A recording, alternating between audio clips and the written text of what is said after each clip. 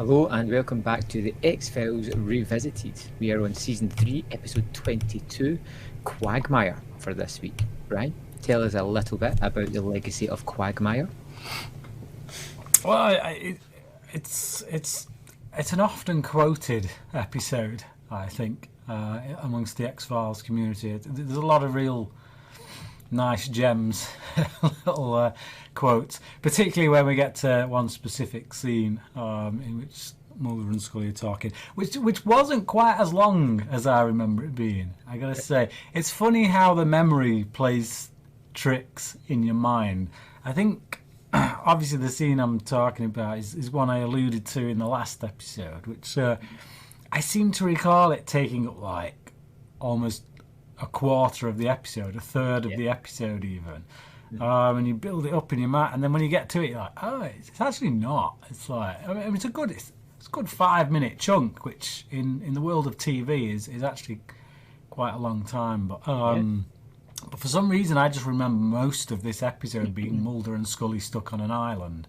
And it turns out it's actually not that way at all. But I certainly think that particular scene is what shoots it up there for a lot of people. But Okay. So, where in it lies amongst the 217 episodes, however, I will leave you to throw your random guess out there.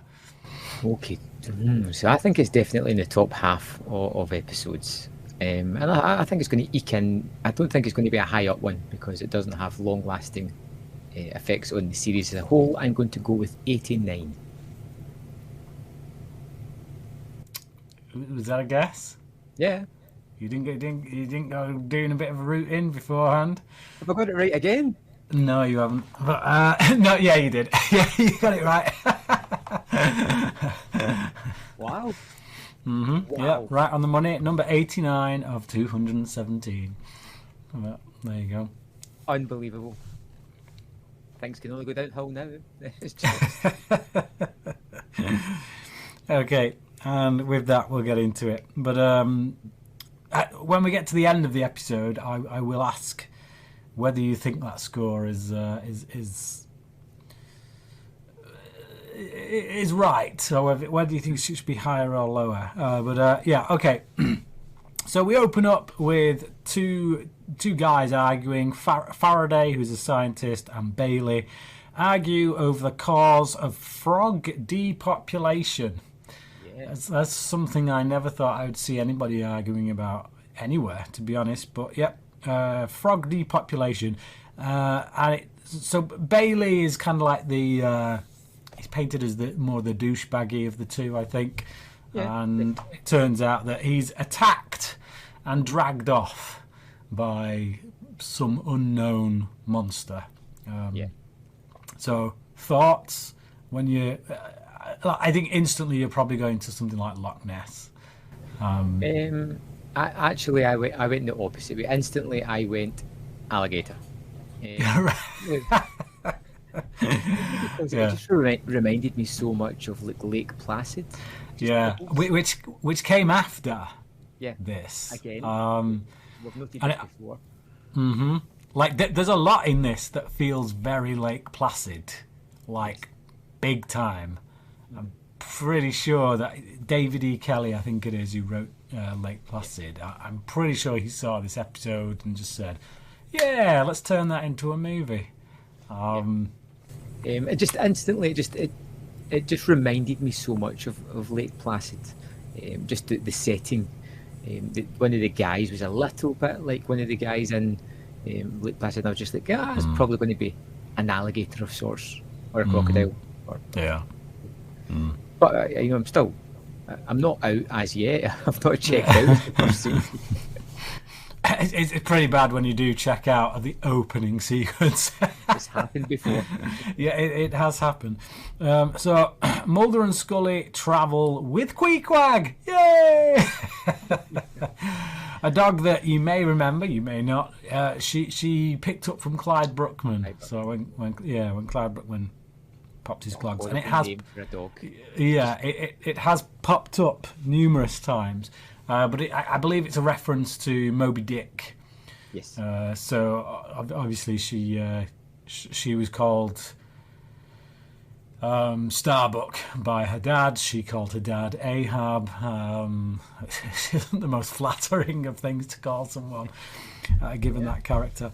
And yeah, there was a character in that called Quagmire, which she's named a dog after. So Scully finds out why Mulder dragged her ass out when she sees the signs for Big Blue.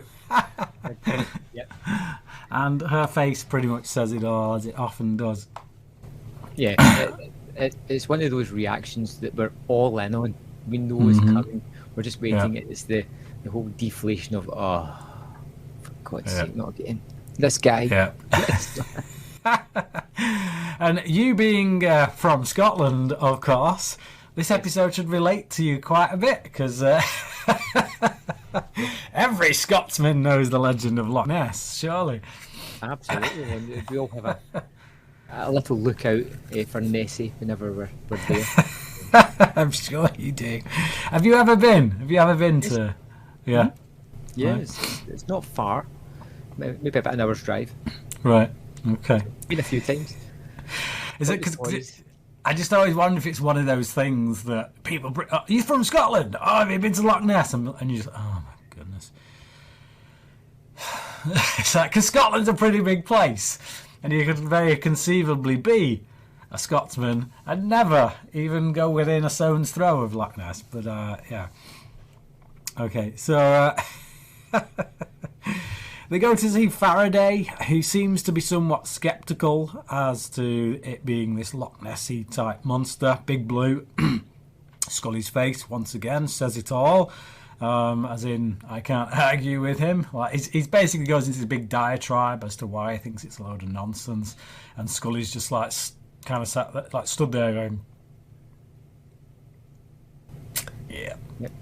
Yeah, it's quite good because it's obviously everything that she wants to say. Mm-hmm. Yeah. And it's funny just to watch Mulder instantly just shut down, just be like, Yeah. yeah, you know, like I'm not. And it's a bit of a role reversal, because usually the people they end up interviewing are people who've seen things or have been abducted or whatever, and Mulder coaxes stuff out of them, and then Scully's like, well, of course they'd say that, but they just, you know, they saw a light from Venus, whatever. Whereas here, she's just like, yeah, this is exactly what I'm thinking. It's like, so this is finally someone she can actually agree with.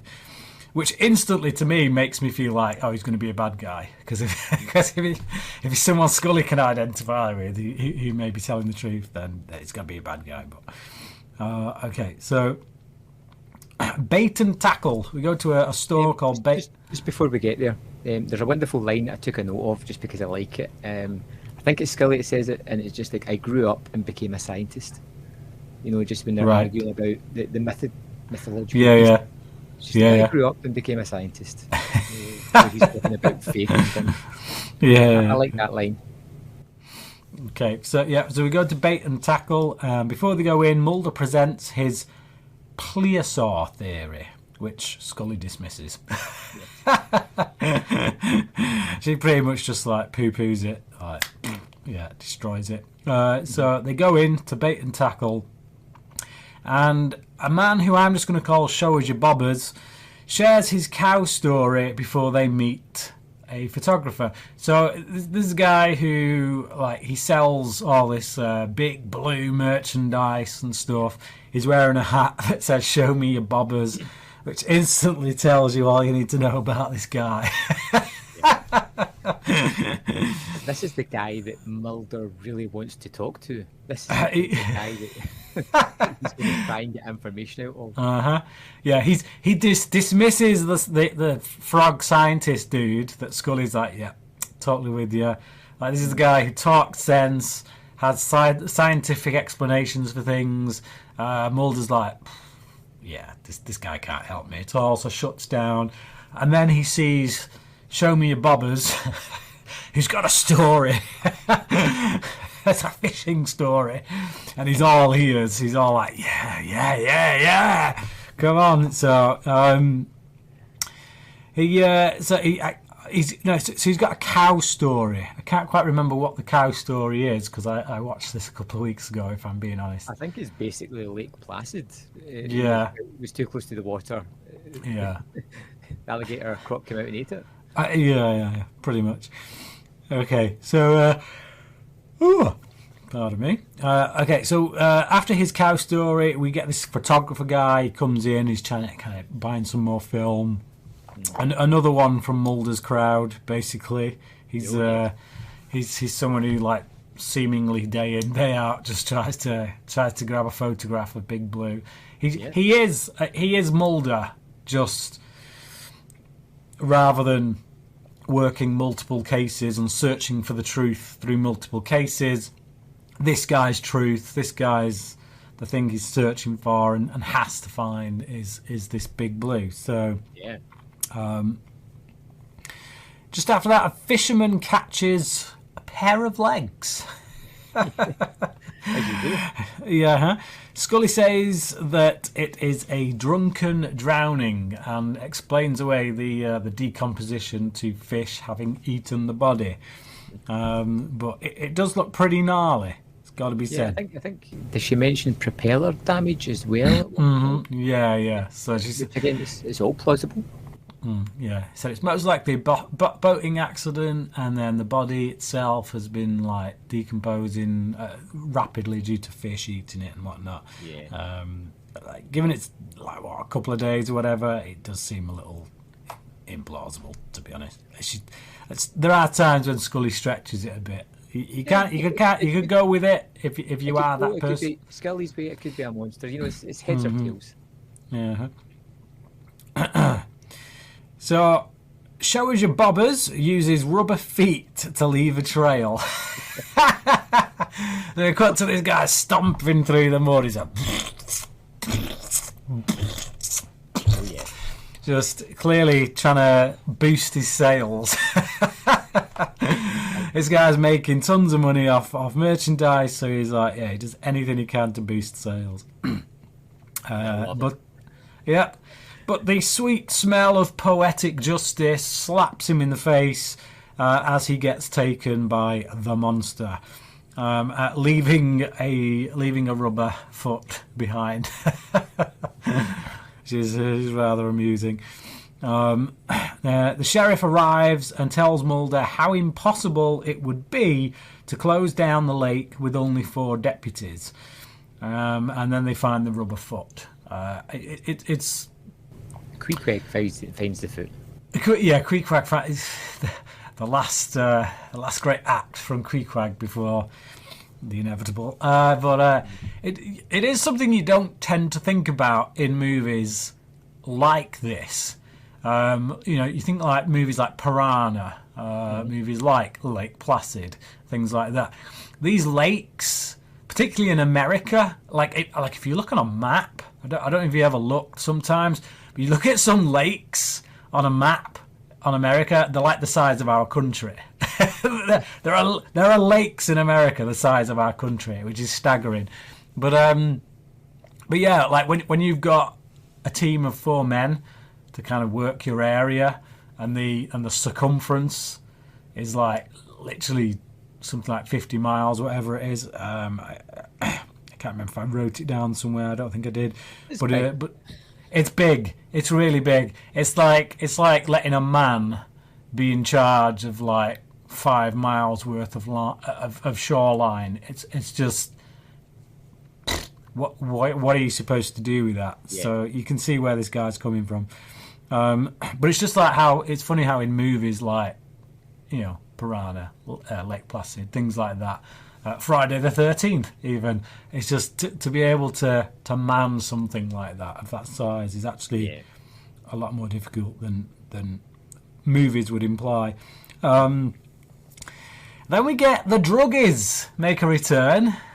So we've seen these guys before. We saw them in War of the Coprophages. We do see them again in in either a season 10 or a season 11 episode. I know it's literally way on, but we may even see them before that, or we may have seen them we may have seen them before this one and somewhere around War of the Coprophages as well. I can't remember. I can't remember if they popped up in Clyde Brookman or whatever, or whether War of the Coprophages was the first one. Either way, whenever these guys show up and they're doing drugs, the third friend who is with them ends up dying. So like they go through friends like something rotten. And the staggering thing is that Mulder and Scully don't acknowledge the fact that, hang on a sec, we've seen you guys before. We've already had one of your friends die. So it's just a bit of an in-joke that's obviously not meant to be taken with too much of a wad of salt. But yeah, they lose another friend anyway. Who let's go back a little bit, because I think you've they lick a toad. I was going to say it. I was going to say it. It's just like they lose a friend after licking a toad. It's like when he does it, it's so things like that make me gag. It's the look in his face that just sells how disgusting. It's the fact that we see it as well. Like you wouldn't think they'd show it, but like you'd think they'd mask it somehow. But he's there with it, and then he just goes, and it's just like, that's gross. It's absolutely gross. I can literally feel the frog slime on my tongue when he does it. It just makes me want to vomit. They deserve locking up just for that, quite frankly.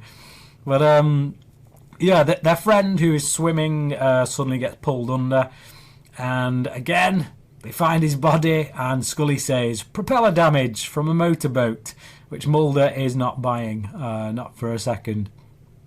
It's like, how many people are going to get cut up by a motorboat in this place, like within such a short space of time? It's like, what's the chances? The one thing that I don't really buy with Scully here, that surely this is too many accidents in one condensed period of time for it all to be just coincidence. But she's at the very least, like, put forward the idea that we've got a serial killer on our hands who's using a motorboat to take people out. And these dudes were so drug-addled that they wouldn't know what happened anyway. So an aquatic hit and run.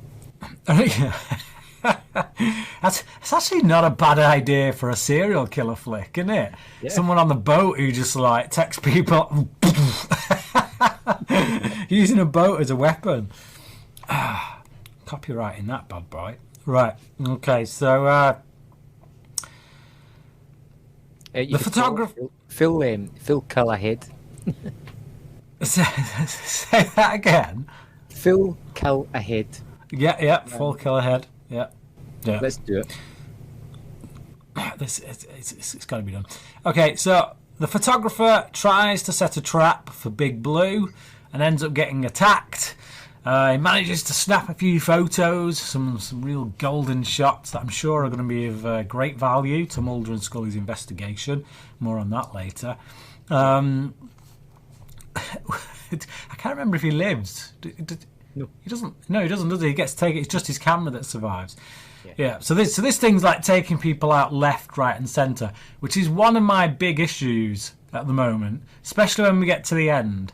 When we get to the end of this episode, I will bring this up again. But this is a big issue for me, just how many people this thing is taking out. I know. Yeah. Well, it's just... Well, we'll get there when we get there. Yeah. So the sheriff is still not convinced until he gets pulled into the lake, then changes his tune. So it's quite funny. So like Mulder's like saying, "Look, we've got to do something. Like call out National Guard or whatever." And the sheriff is like, you know how stupid I would seem. Like calling out National Guard, this, that, and the other. And then because he's pulling a rope in, it gets pulled out by it, and then like runs out. It's like, "Call out the National Guard! Block off the lake!" He's like, but so Mulder and Scully go through the photos on the camera and find a tooth. I mean, the pictures are basically Rorschach tests again. Yeah. Absolutely. You see what you want to see. big Yeah. time. And it's to watch like Mulder kind of turn it and go like, oh yeah, exactly. And then he's like, hey, just Scully, look, does that look like a tooth to you? It's like, no, Mulder, it does not look like a tooth to me. It looks like a blurry photo. It looks like most I do love when Ansel gets attacked. The first thing he does is picks up his camera and just starts like snapping. Yeah.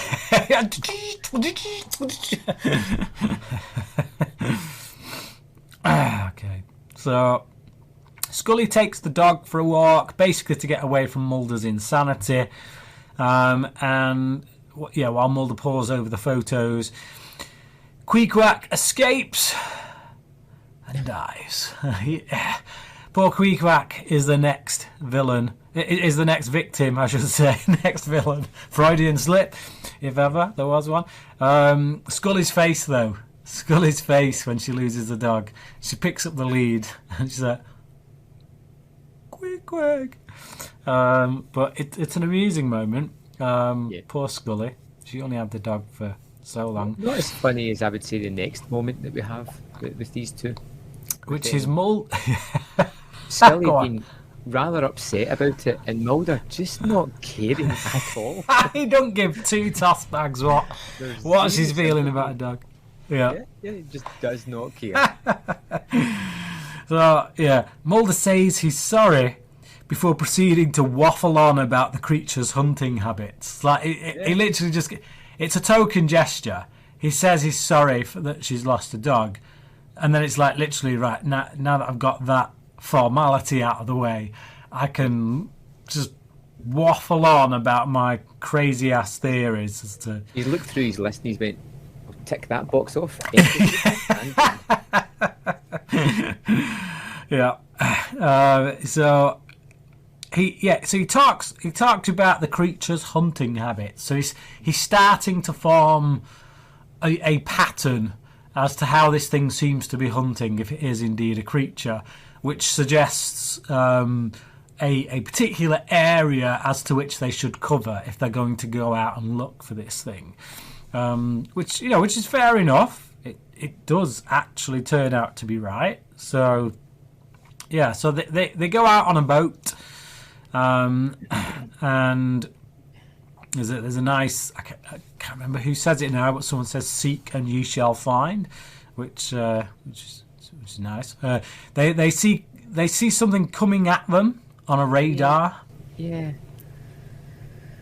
Just once you figure out everything else that happens in the episode, I don't really know if this scene makes perfect sense for me. In what respect? One, how does the boat get taken down? Exactly. Well, they hit a rock, don't they? Yeah. The thing they've seen on the radar is the rock that they hit. Right, but it's played with the music like ripping off Jaws, as if something hit it. Yeah. As if, Yeah.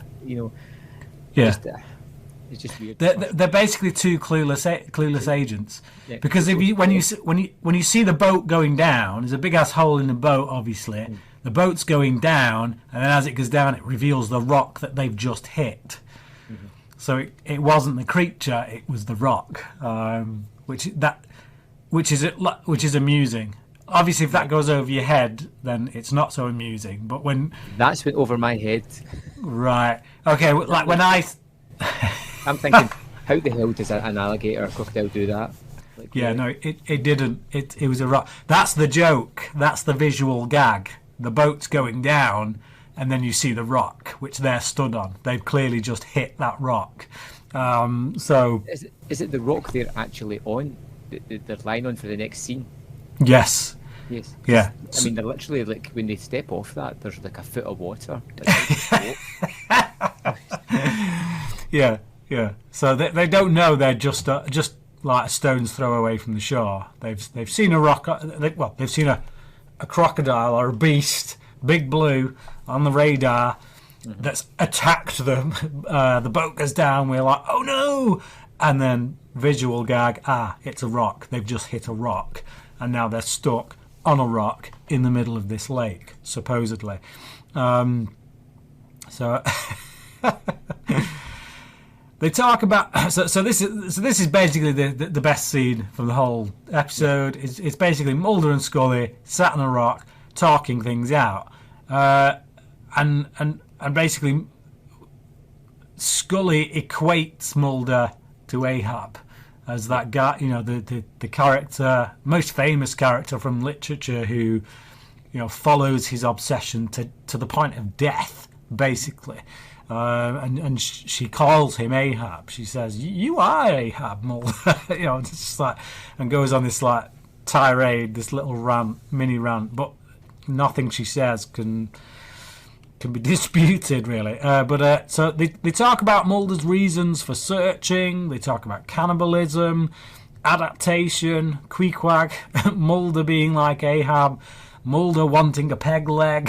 So it just descends into this weird ass conversation where the two of them seem to get really relaxed and just start. Yeah. It feels like a natural conversation. Yeah, but I think it also gives an insight into Mulder's mentality as well. His constant drive for what he perceives as the truth, his constant hunt and inability to take any knocks, almost. Continuous searching. And I do like the fact that she hits the nail on the head and he instantly starts to deflect and be funny and joke and move away from that, because it's a little too close to home because of the interplay between these two. I think it just shines in the sequence. It's a standout sequence of the episode. I think it gets to the heart of this episode and series as a whole. Yeah. Which I think is just a little bit, which is why I think the episode's a little bit more neglected than it should be. Yeah. I think if people want to know what the big deal is with Mulder and Scully, why people, if they've never seen the X-Files, but they know, like everyone knows Mulder and Scully, you don't have to have seen the show to know, Mulder and Scully, they investigate weird things, but I've never seen it. It's like, if you want to show them a scene that perfectly encapsulates them as characters and their relationship, you'd show them this scene, because you watch this and you think, there is chemistry there. You can see that there's kind of like a romance bubbling, but it's not overtly kind of, there's nothing overtly sexual where it's kind of like, they've got to get together. It's more like a friendship, but such a deep-rooted friendship that you could almost believe they were husband and wife almost. And it's just a really well-played conversation. Brilliantly acted by both actors, great chemistry and funny to boot. And it feels like a proper relationship. Despite the comedic value of the situation, it feels like a genuine exchange between two people who respect each other and know each other well enough to to pick on their sore spots. For Scully to call Mulder out like this, she does it in a way that they know each other well enough to be able to do that. So feels like a Darren Morgan touch. It does feel like a Darren Morgan touch. This whole episode feels like an attempt to do a Darren Morgan touch. Clearly nowhere near as good. It doesn't have that thematic element that Darren Morgan does so brilliantly in his episodes.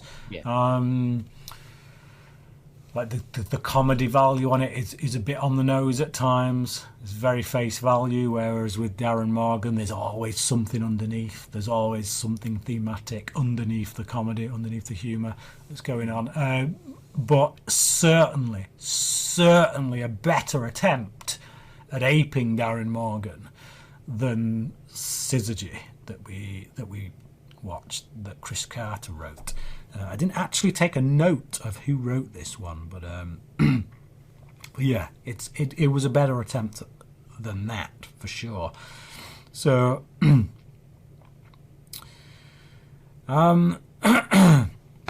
so Faraday walks over to them after hearing them talking. They hear a splash. They both get up, pulling their guns, thinking, this could be it. The music swells. Is it the beast? No, it's Faraday, who's just been over doing his frog research just on the bay that's like literally a stone's throw away from them. When he tells them what he's doing there, Mulder comes up with a food chain theory. Yeah. No more frogs to eat. So basically, the frog population's dying. So if this creature's main food supply is frogs, then because its food supply is dying, it means it's turning to people. Faraday takes offence, understandably, given it doesn't make a right lick of sense. It doesn't make sense because it's like. So you're telling me that this alligator lives purely on frogs? That's his main food supply, right? It has literally gone through, what was it, 3 people within... Yes. It's been like 2 days, if that. Mulder and Scully have been there for maybe 2 days. 2.5 It's gone through, yeah. Half people and a dog. I feel like you're gonna get a lot more meat off a human body than you are. Like jump. Frog to a human. But it's just like the question is, how many bloody frogs would this thing have to eat in order to keep up with that level of, if it's gone through 3 people in 2 days, then if it was normally going off frogs, then surely they would have noticed a huge flipping spike drop in frog population long before this. Yeah. Like, this thing's clearly been out there for quite some time. I don't know. It just, to me, it doesn't add up. It feels like a bit of a jump. It's for me. It's the one spot of. It's the one sore spot when it comes to the logic in the episode. Right. I really like the episode. Really do. I think it's quite hilarious. It's great kind of relational stuff between Mulder and Scully. But with regards to the central plot with this alligator, the logic just is a bit okay. I'm not a scientist, but I feel like you don't like, even not being a scientist. I kind of say that smells like BS to me. But correct me if I'm wrong. Any amphibious aquatic scientist guys out there? They're definitely listening. Look. I'm sure they are. So the sheriff arrives to tell them of another attack. See, this is the thing. So it's not even 3 at this point, it's 4. There's just while they've been faffing about on the boat and going down, there's been another attack. And that they have more support, but he ignores Mulder's request to bring all the support to where they are. So, yeah, as if, ignoring Mulder the previous time wasn't bad enough. He's ignoring him again now. I like this scene because Mulder's just heavy-handed. We need people here now. Like I don't have any proof, but I want you to back me. We need it urgently. And then Scully's just like, you know what? I'm just going to be polite. Excuse me, can you spare a couple of guys? Yeah. Help us? And then she just kind of looks at him like, man.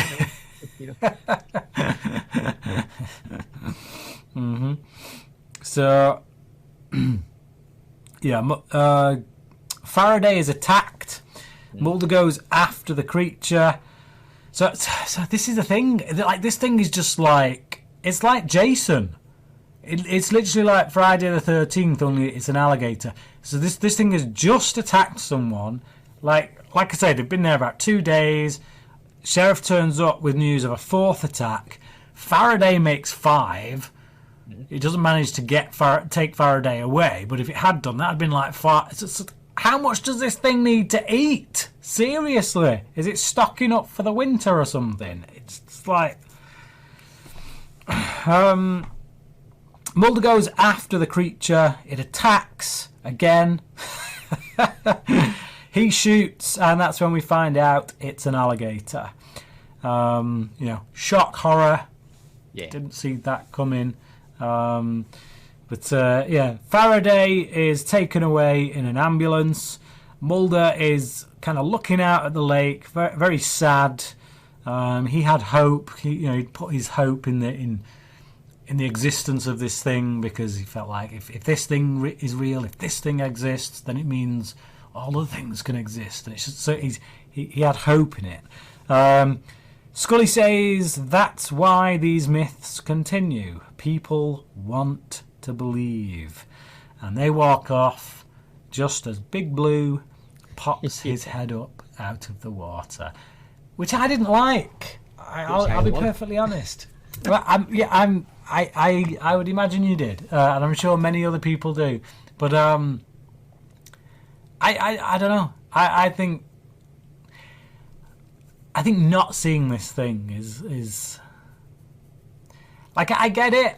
Like, they don't see it, we do, the audience. So there is that. Oh, you can still have the hope there. But I just think sometimes there has to be. Sometimes you just have to acknowledge that there isn't an X-file in everything. There isn't. Mulder can't be right all the time. It's like it just. Well, I mean, he was technically wrong. He thought it was Big Blue that was doing the murders. It wasn't. It was an alligator. Yeah, I know, but still. Big Blue was innocent the whole time. Okay, but yeah, it's mildly amusing, but it's I get it. It doesn't offend me or anything. I kind of liked the ending that we had with Scully for once, saying that's why these myths exist, because people want to believe. And I just think if we'd have had a long, slow zoom going out into the lake, and then we fade out, maybe hear a noise, a splash, but to actually show it, it was too much for me. It was too on the nose. Like, just have a long, slow zoom, and then as we fade to black, hear a splash. That would have been enough, so that you still got that, oh, is it, isn't it, kind of thing. But yeah.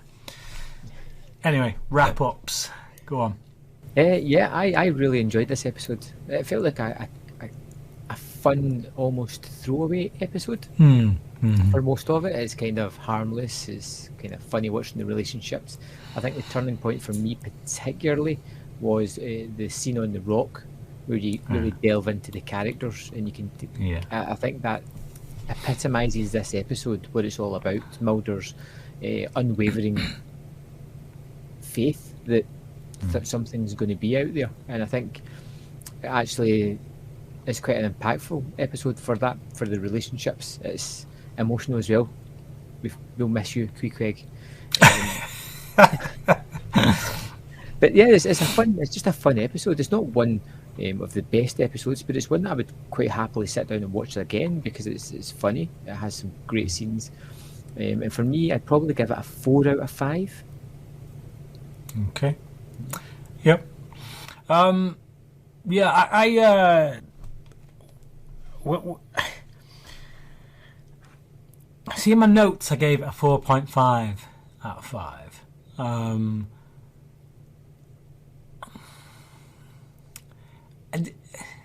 it is one that, like, when I'm watching it, I do really enjoy it. And it's just I think it is a good examination of particularly Mulder and his almost religious, dogged-like quest for his search for the truth. And that scene does do a lot to raise it, it's got to say. The end quibble I had with Nessie popping up, it's not a big deal. It's like it's the final shot. It's just I'd have preferred them to not have it. But my only real gripe with it is the logic of this. Like, how many bloody people does this thing need to eat at all? It's like the number of attacks just gets ridiculous towards the end. But beyond that, it is a highly entertaining episode. But like you say, it is a throwaway episode. It's like, even, you know, we talked about Darren Morgan. You look at Clyde Bruckman, you look at Jose Chung.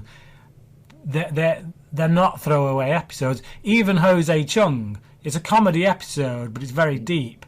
But it's not throwaway because it still introduces elements that, as I said to you when we reviewed that episode, will actually crop up in a more serious way and become part of the actual mythology. You know, like Darren Morgan brought them up first in that, which is, you know, the government kind of, you know, masquerading as things to further the lie, so to speak. So yeah, but this one does definitely feel like junk food kind of. Yeah, it's fast food television, but it's but in the best possible way. So I think I kind of agree with you. After discussing it, after talking about it, I think I would drop it to a 4 actually. Right. But I'm not going to. I'm going to stick it to 4.5. I'm going to stick to my guns and say 4.5. That's good. And go off how I felt when I watched it. It is one that, like, you know, I think it's in the immediacy of watching it. That's how I feel about it. So I'm going to trust that score and go with a 4.5. Those couple of quibbles aside, but yeah, that is Quagmire. Mm-hmm. Next time we've got Wet Wired. Yeah. So tell us a little bit about that one, Brian. So we get the return of. Well, actually, should I say that because it might be a spoiler? You might not. Yeah, that'd be a bit of a spoiler. But we get return of a character anyway. That you know that we've had on the show multiple times before, and it deals with some themes a little bit along the lines of, you know, the episode Blood from season 2. With the machines saying "kill them all," that kind of thing. It's a little bit of a variation on that episode, I guess. Arguably better, but yeah, be interesting to. And it's written by special effects supervisor Matt Beck. Okay. Yeah, so Matt Beck is the effects guy on the show. He does all the the visual effects. He wrote it. Cool. There you go. Sounds interesting enough. So there we go. Next episode, Wet Wired. As always, thank you for watching on the YouTube channel or listening on iTunes and other places where you can hear us. We appreciate any reviews or likes that you want to give us, and we will see you next week for Wet Wired. Thanks for watching and listening. Bye.